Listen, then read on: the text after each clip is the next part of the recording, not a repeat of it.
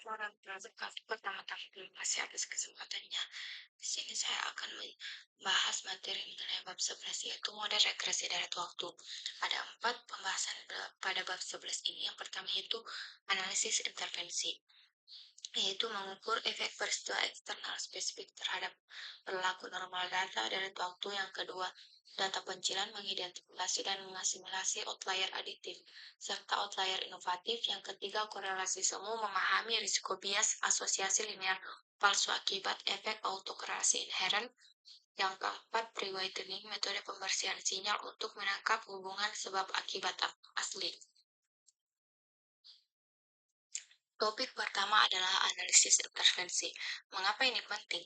Seringkali data dari waktu kita mengalami guncangan eksternal, entah itu kebijakan pemerintah, bencana, atau kampanye besar.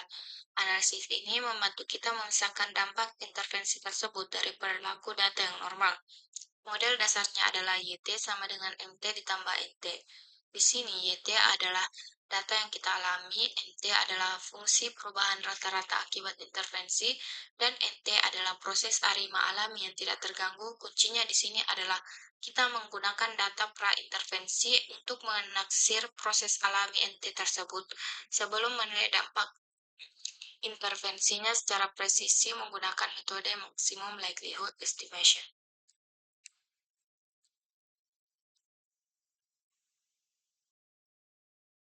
Sekarang, bagaimana cara kita membedakan intervensi tersebut ke dalam persamaan matematika? Kita menggunakan dua fungsi utama. Pertama, step function untuk perubahan yang sifatnya permanen, contohnya perubahan undang-undang batas kecepatan berkendara atau penerapan pajak penjualan baru. Kedua, false function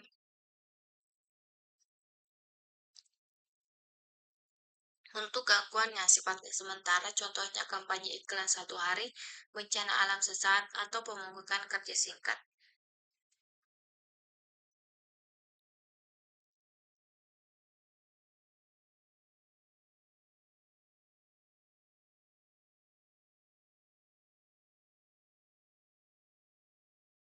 Memberikan gambaran konkret, mari kita bedah studi kasus nyata dampak peristiwa 9/11 terhadap lalu lintas udara di Amerika Serikat. Ini bukan sekadar penurunan, tapi ada proses pemulihannya.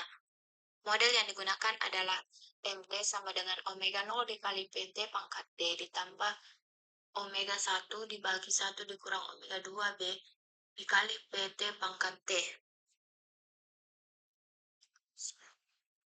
Simbol omega menunjukkan besarnya penurunan dan B adalah backshift operator yang merepresentasikan efek pemulihan bertahap. Model ini mengestimasi penurunan mendadak sebesar 31% pada September 2001 yang kemudian pulih sesuai parameter omega 2.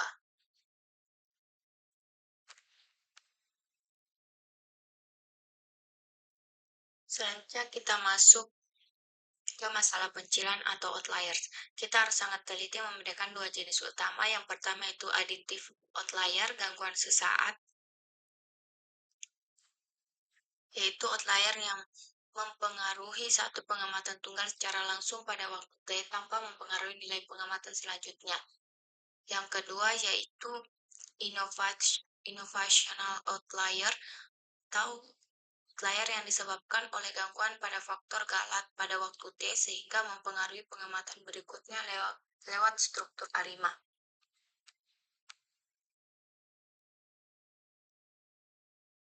Lalu bagaimana cara kita mendeteksi dan mengkategorikan pencernaan tersebut secara sistematis?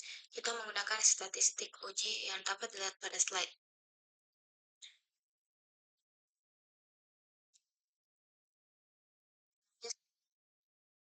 Aturannya sederhana, jika nilai absolut lambda 1, T itu lebih besar dari lambda 2, T, maka kita klasifikasikan sebagai IO, jika sebaliknya maka itu AO.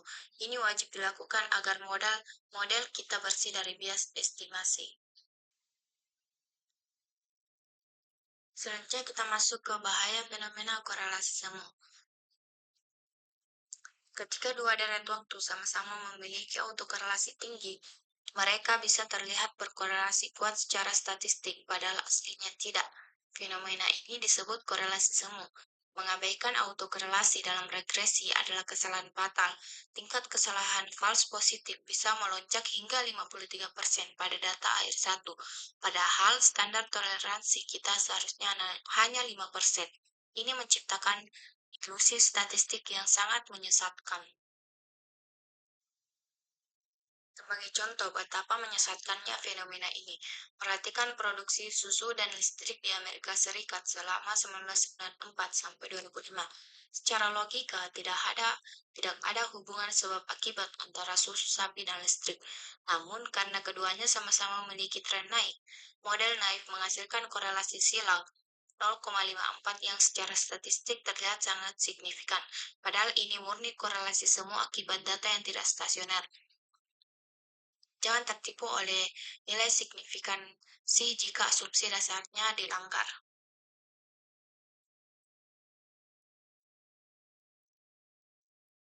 Lalu, bagaimana cara kita menetralkan efek autokorelasi tersebut agar analisis kita valid?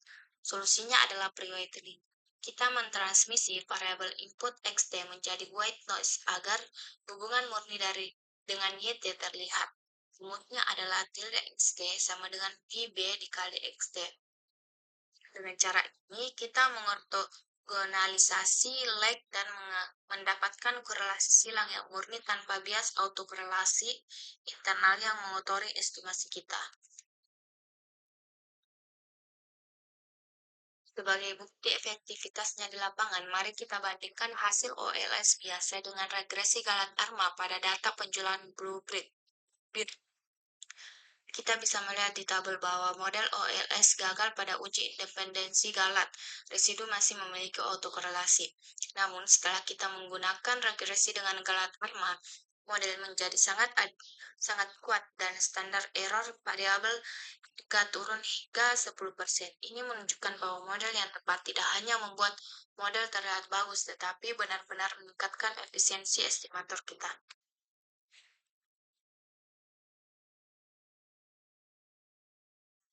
Sebagai penutup, rangkuman dari seluruh materi bab 11 yang pertama yaitu analisis intervensi membantu kita memodelkan guncangan eksternal, rencana maupun tak terduga. Yang kedua yaitu deteksi AO dan IO. Secara iteratif adalah wajib untuk melindungi model dari bias parameter.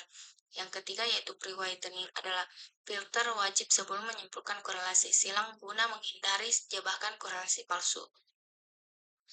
Demikian penjelasan saya. Sekian. Wassalamualaikum warahmatullahi wabarakatuh.